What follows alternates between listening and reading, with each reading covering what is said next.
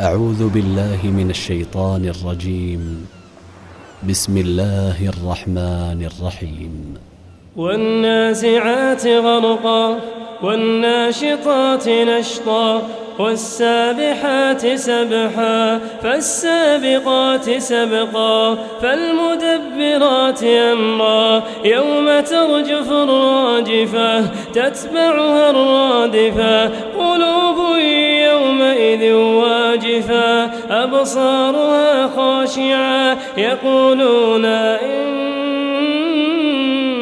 لمردودون في الحافرة أئذا كنا عظاما نخرة قالوا تلك إذا كرة خاسرة فإنما هي زجرة واحدة فإذا هم بالساهرة هل أتاك حديث موسى إذ ناداه ربه بالواد المقدس طوى اذهب إلى فرعون إنه طغى فقل هل لك إلى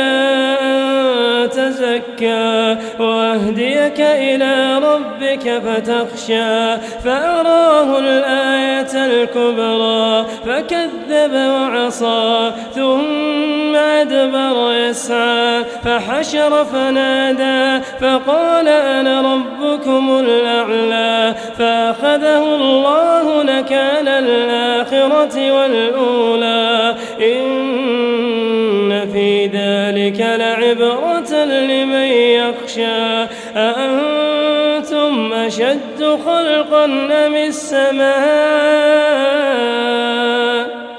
بناها رفع سمكها فسواها وأغطش ليلها وأخرج ضحاها والأرض بعد ذلك دحاها أخرج منها ماءها ومرعاها والجبال أرساها متاعا لكم ولأنعامكم